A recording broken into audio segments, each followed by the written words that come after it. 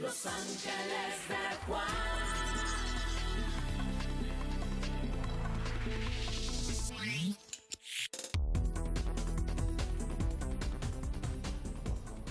Señoras y señores, muy buenas noches. Les habla Juan Guillermo Ríos. Estamos en vivo en Los Ángeles de Juan, como todos los miércoles a esta hora, siempre por el Canal 1 después de CMI. Cindy, bienvenida de nuevo. Muchas gracias, Juan. Me alegro de acompañaros esta noche. Cindy estaba, como les dije, en asignación especial, pero Yuriko está siempre. Muchísimas gracias, muy buenas noches y bienvenidos a todos. Como ustedes saben también, siempre tenemos un tema de opinión pública para desarrollar acá en Los Ángeles de Juan. Hoy tenemos doble tema. En primer lugar, la noticia más importante en esta segunda década del siglo XXI. No hay lugar a un equívoco, es la noticia más importante en esta parte del siglo XXI. Estados Unidos y Cuba toman una histórica decisión, normalizan sus relaciones diplomáticas después de 50 años, gracias a la mediación del Papa Francisco. Y segundo tema, la independencia del Congreso de la República, del Senado de la República, frente al Ejecutivo y el compromiso del Senado de la República con ustedes, con la comunidad. Nuestro periodista Alejandro Ochoa nos presenta el tema de hoy.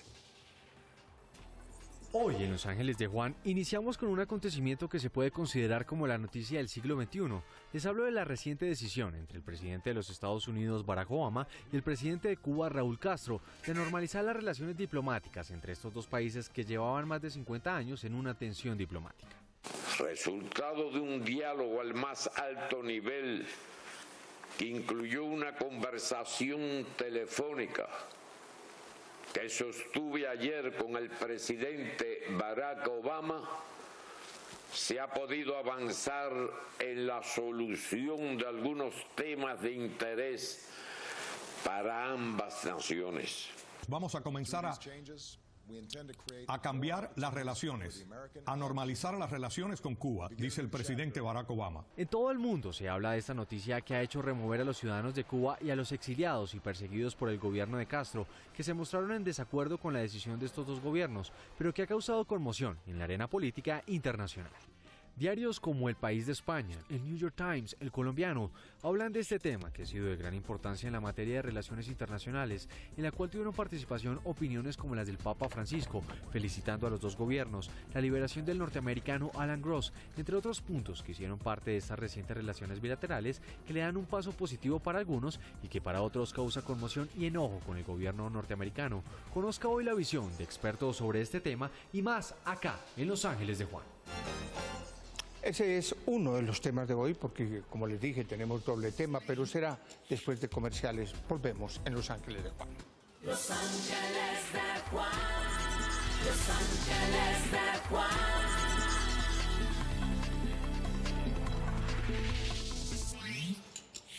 Volvemos en Los Ángeles de Juan y los invitados especiales hoy en estudio en Los Ángeles de Juan. El primero es el presidente del Congreso y miembro de la Comisión de Relaciones Exteriores del Senado de la República. Es el doctor José David Name. Él estudió Administración de Empresas en la Universidad Autónoma del Caribe en la ciudad de Barranquilla.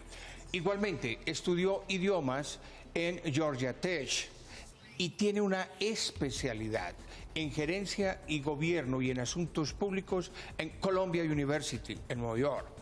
Y, por supuesto, también en la Universidad Externado de Colombia. Presidente, bienvenido. Juan, gracias por invitarme. Presidente, ¿cómo vio la histórica reanudación de relaciones anunciada hoy tanto en Washington como en La Habana por los presidentes Obama y Castro? En el mundo se están rompiendo los paradigmas. Yo creo que no solamente viene esta decisión, sino que tienen que venir otras decisiones para conseguir la paz mundial. Yo lo dije esta mañana en una rueda de prensa, estos bloqueos que hacen las potencias, los grandes países como Estados Unidos o Rusia, contra algunos países como Cuba, los afectados son el pueblo. Si usted va a Cuba, realmente los que están afectados con el bloqueo que tiene Estados Unidos a la isla son sus habitantes. No tienen internet, no tienen tecnología, no le llegan los medicamentos, los alimentos. Raúl y los Castros están bien, ellos no sufren. No tienen limitaciones. No tienen limitaciones, pero el pueblo sí. Yo apoyo y aplaudo esta apertura de Barack Obama, un presidente liberal que dio o expresó muchas expectativas por el pueblo norteamericano. Ojalá ya en sus últimos años de mandato y que no tiene que pensar en las encuestas y que se vaya a reelegir, tome las decisiones, porque estas decisiones son las que estaban esperando en los Estados Unidos. A él lo eligieron para eso. Perfecto. Ahora la opinión de nuestro segundo invitado. ¿Quién es?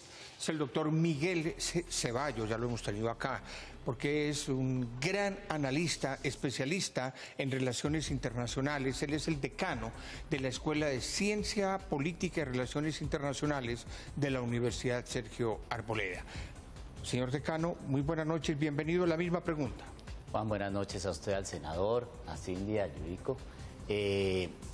Juan, yo no estoy de acuerdo con algo de lo que decía el senador. Creo que esta no es una decisión... ¿Exactamente en qué? En que no es una decisión que toma Obama para que sea aplaudida en Estados Unidos. La gente en Estados Unidos creo que no está recibiendo bien la decisión. Usted sabe que Obama tiene un Congreso en contra, acaban de elegir un Congreso republicano, también parte del Congreso demócrata a través del senador Menéndez, que es el presidente de la Comisión de Asuntos Exteriores, Bob Menéndez, que es cubano, está en contra. Entonces, digamos, este anuncio de normalización de las relaciones es algo que tiene que tener un camino, y es un camino largo. Por supuesto, esto no es de la noche a la mañana, es fruto de, digamos, un gran esfuerzo. Yo lo aplaudo, en eso estoy de acuerdo con el senador. Participó el Papa Francisco, pero creo que más bien busca Obama no tener un impacto adentro, pero sí afuera. ¿Por qué?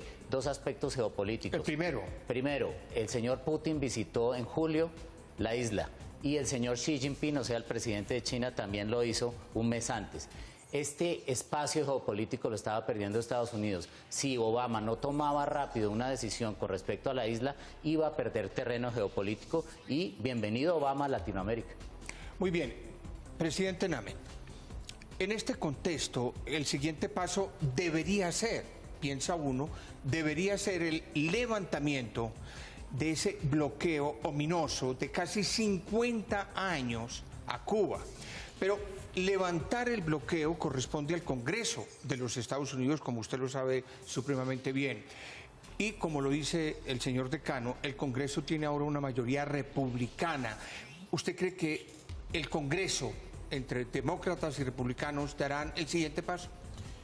Yo creo que esta nueva era de Barack Obama va a chocar mucho con el Congreso. Y en Estados Unidos el Congreso sí toma muchas decisiones que tal vez algún día aquí tenemos que tomar en el Congreso de Colombia. Por ejemplo, el Congreso de Estados Unidos tiene que dar su visto bueno para la elección de embajadores. Cuando el presidente designa al embajador, el director de la DEA, el director de la CIA, tiene que tener visto bueno el Congreso. Pero también el presidente de los Estados Unidos tiene muchas posibilidades de actuar de una manera diferente y tomar las decisiones. Yurico. Senador Name, ¿cómo ve usted el papel del Papa Francisco en esta reconciliación entre Estados Unidos y Cuba? Lo veo como es él. Él ha cambiado la religión católica. Llegó en el momento exacto que necesitaba los católicos del mundo, que necesitábamos los católicos del mundo, un papa diferente, un papa liberal, y esta decisión que se dio en el día de hoy, donde él influyó, se nota su talante liberal y progresista. Cindy. Doctor Miguel Ceballos, la misma pregunta para usted.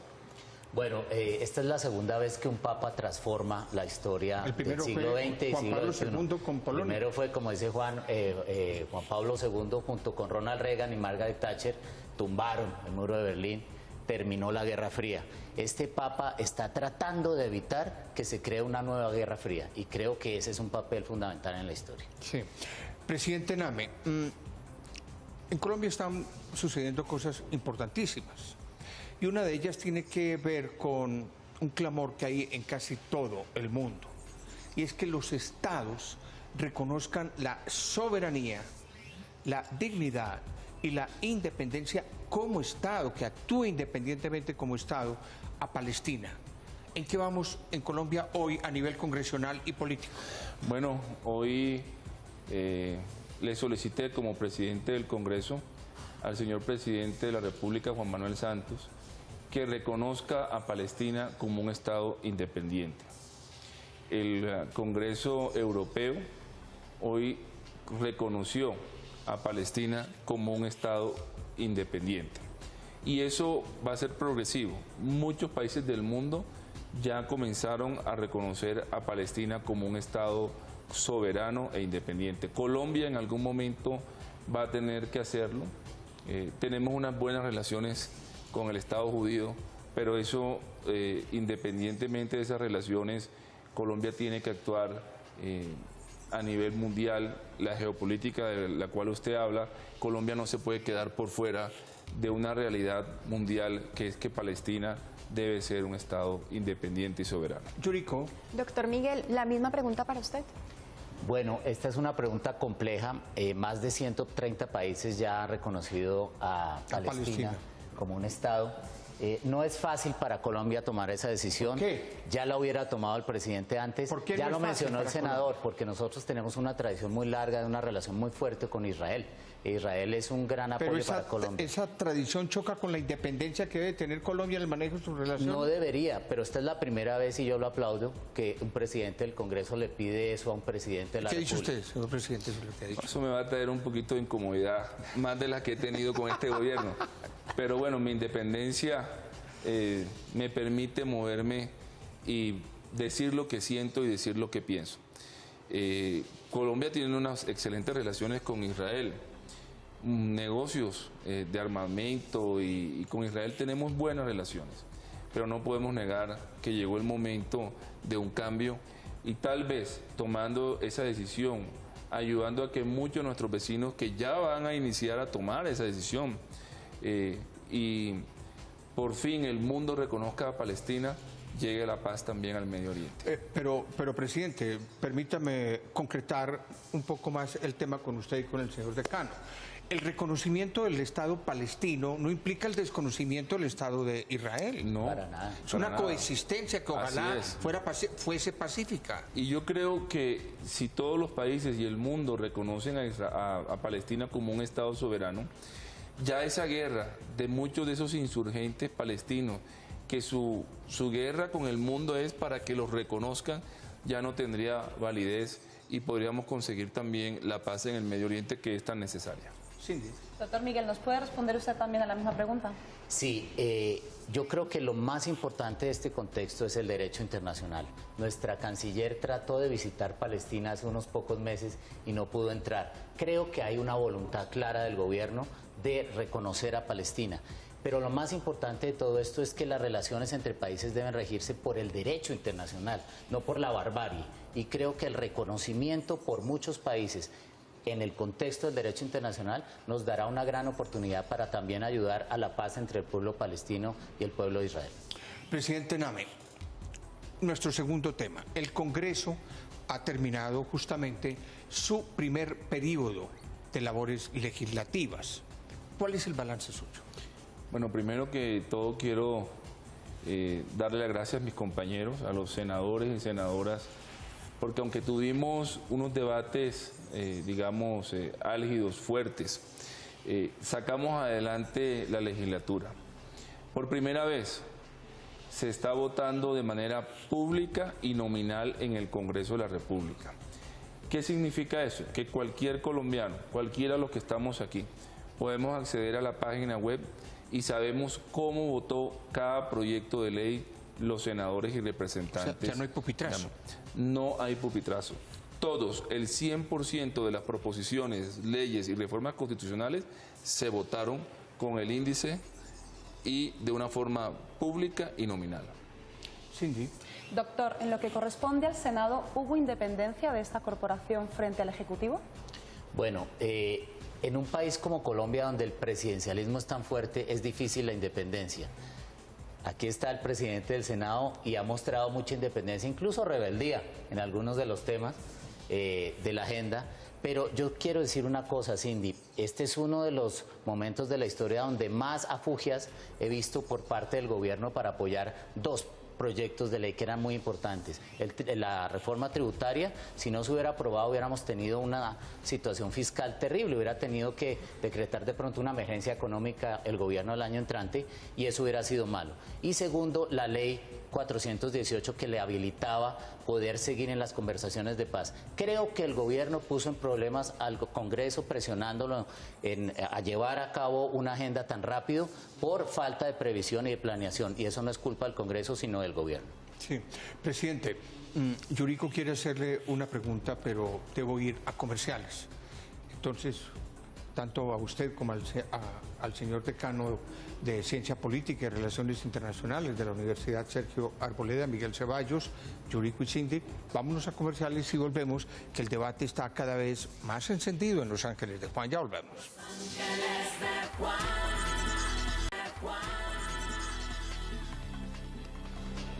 Volvemos acá en vivo y en directo en Los Ángeles de Juan con los temas más importantes del día de hoy.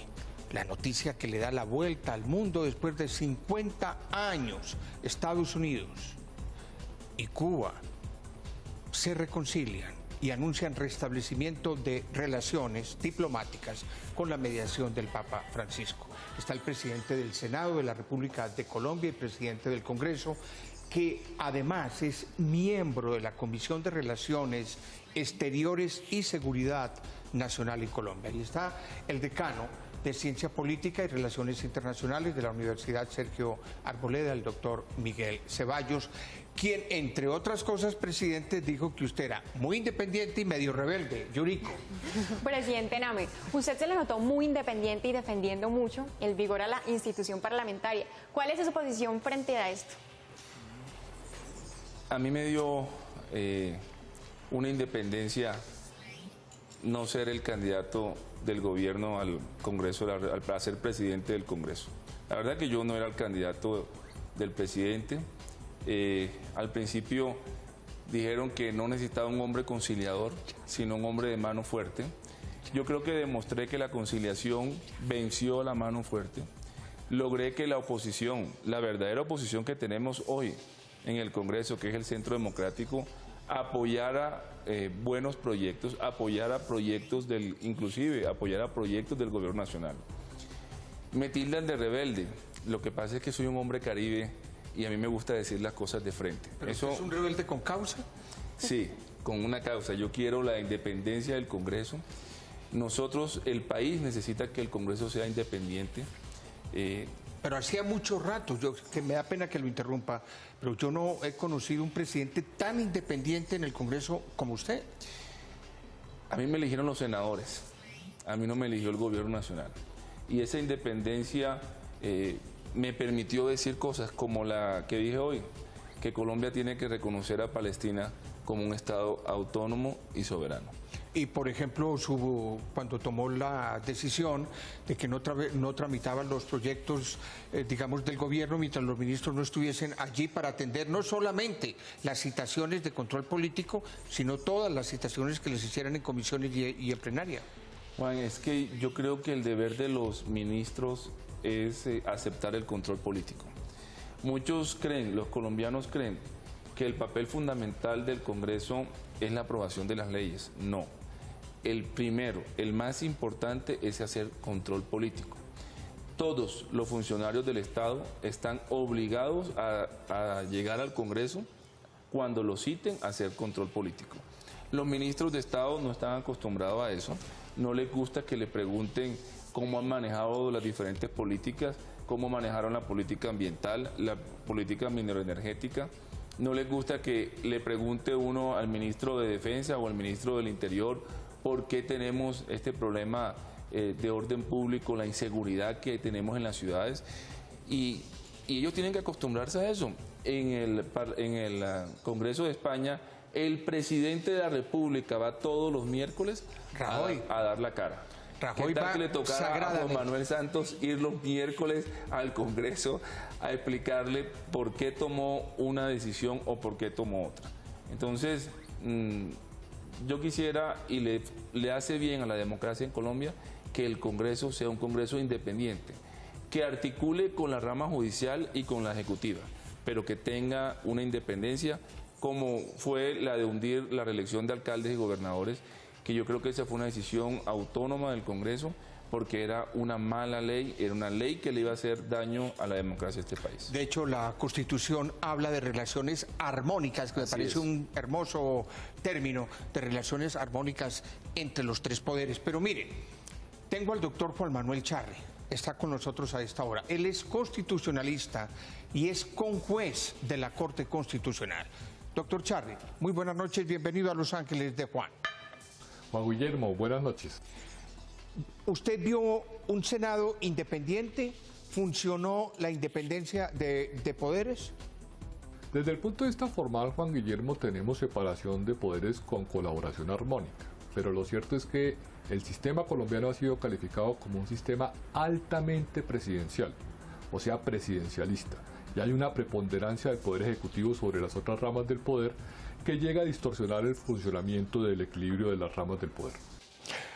Doctor Charri, usted es constitucionalista, pero conoce muy bien el funcionamiento de la política en Colombia. A nivel Congreso de la República, independencia frente al Ejecutivo, ¿va de la mano de gobernabilidad o se oponen? Es una muy buena pregunta porque el Congreso tiene una dependencia directa del Ejecutivo. En Colombia se ha dicho que las mayorías se conforman después de las elecciones y no antes, dependiendo de la relación que puedan construir con el gobierno.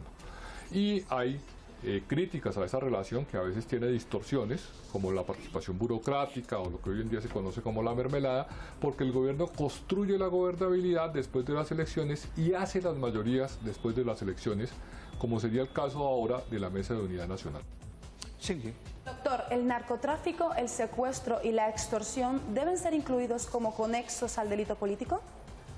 Bueno, ese es un gran debate, Juan Guillermo. El tema de la conexidad con el delito político está en el marco jurídico para la paz, debe ser definido por una ley estatutaria y, en mi opinión, las grandes limitantes o las grandes exclusiones que no pueden ser consideradas como delitos políticos son los derechos de gravedad internacional, o sea, los delitos de lesa humanidad, el genocidio, los crímenes de guerra y el crimen de agresión, de acuerdo con el Estatuto de Roma que creó la Corte Penal Internacional.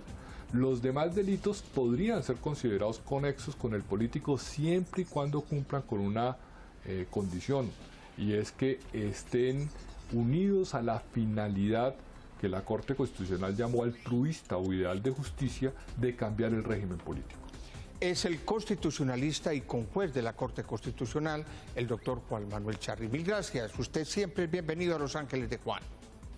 Muchísimas gracias, Juan, y feliz noche para todos. Sí. Presidente Name, y lo mismo el doctor Miguel Ceballos. El secuestro, la extorsión, el narcotráfico deben ser conexos al delito político. Volvemos en Los Ángeles de Juan con la pregunta para el presidente Name y para el señor decano. El narcotráfico, el secuestro y la extorsión, como algunos han planteado, deben ser considerados, presidente Name, como delitos conexos al delito político.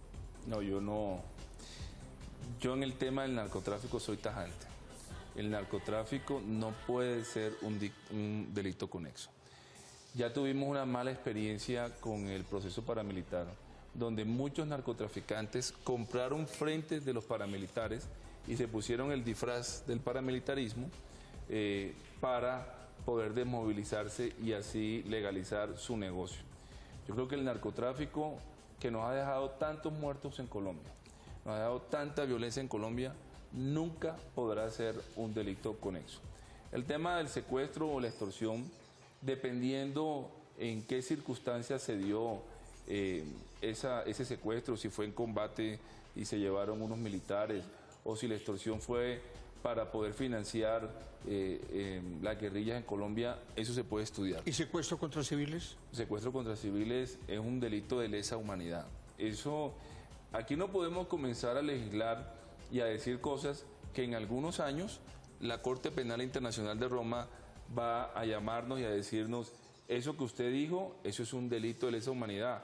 Los colombianos ya tienen la facultad de ir a Roma y meter las demandas ante los organismos internacionales y casi todas las demandas las ganan contra el Estado. Así que eso hay que tener mucho cuidado en la legislación, Juan. Doctor Miguel Ceballos, la misma pregunta, el mismo tema, si tiene algo que refutarle al doctor Retomo lo Nami. que decía Juan, el doctor Charri. La Corte Constitucional colombiana ya ha hablado sobre esto. El tema del altruismo es lo que debe guiar si se hace o no conexo un delito con la rebelión o la sedición, los delitos políticos.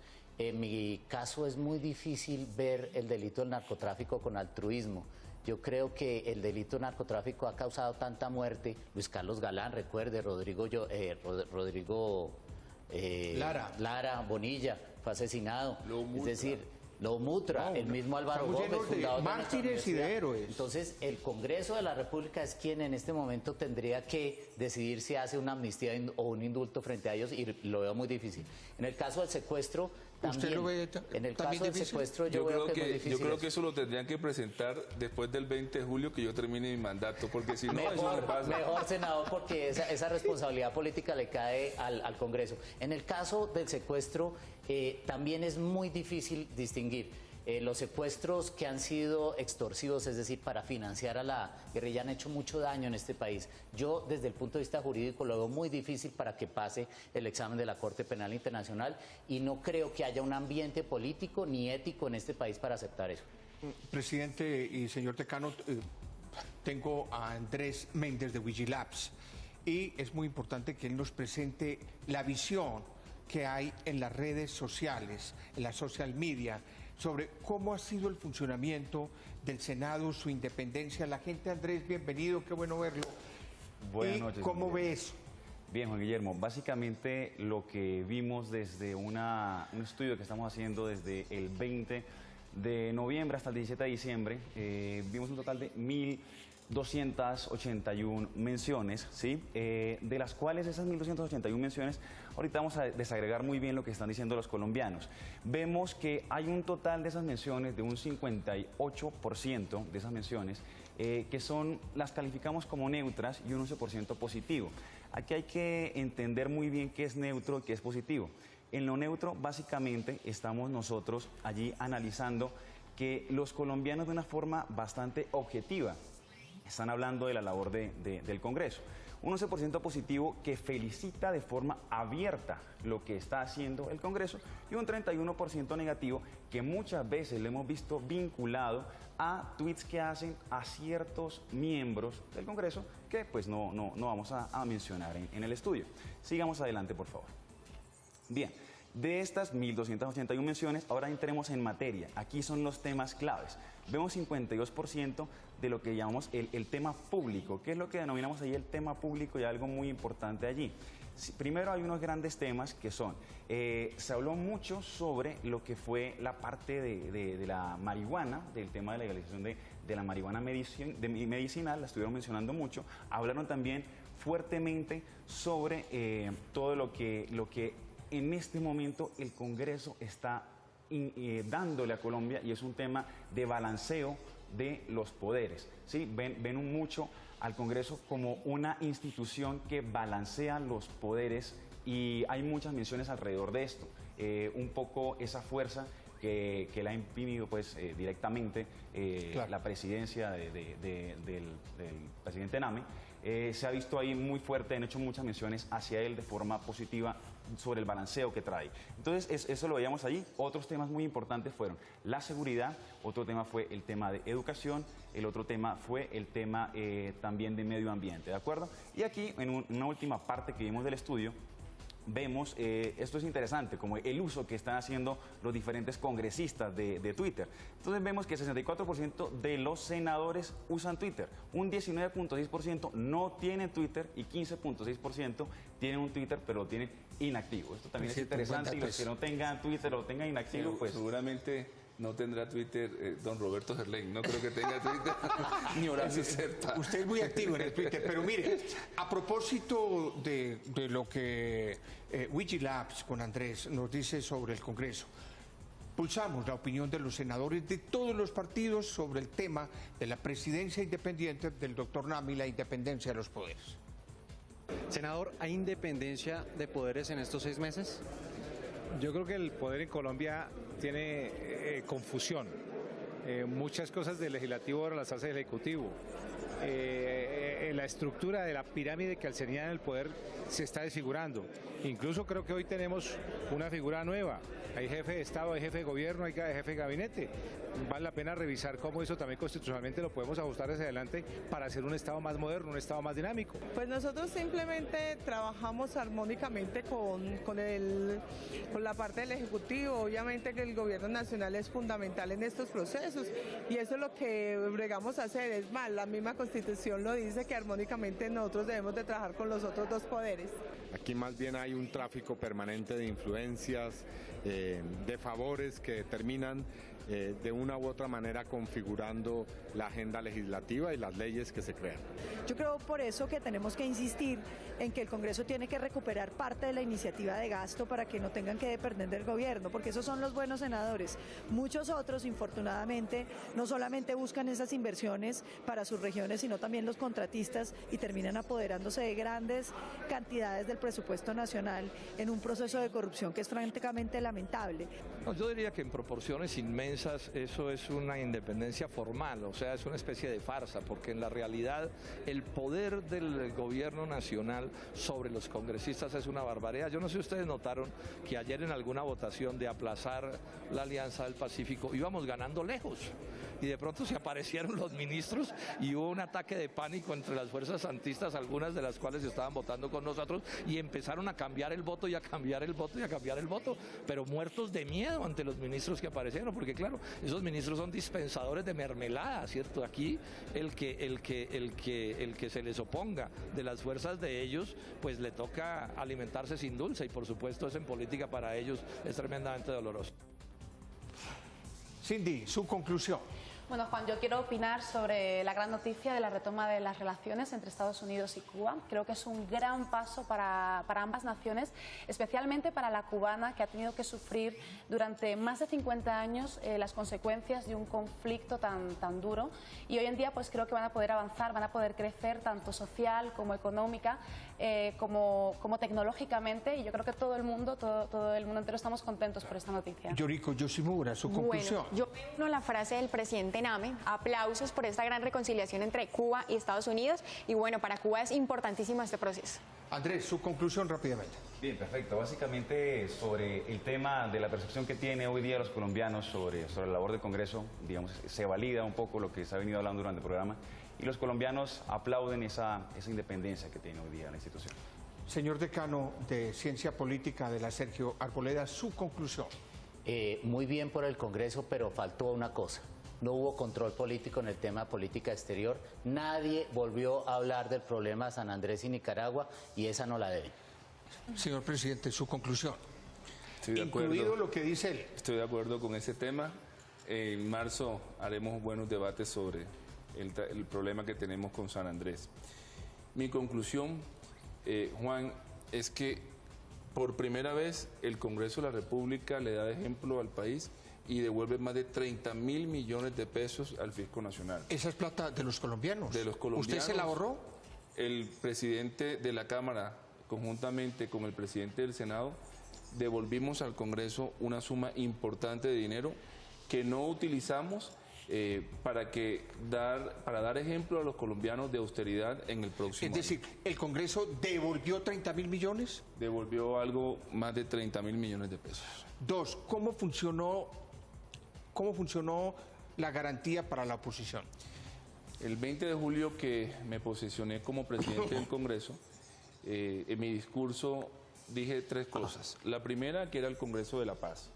La segunda, que todas las votaciones serían públicas, nominales y transparentes. Y la tercera, que la oposición y las minorías tendrían garantías en el Congreso para poder expresarse y votar libremente los proyectos de ley.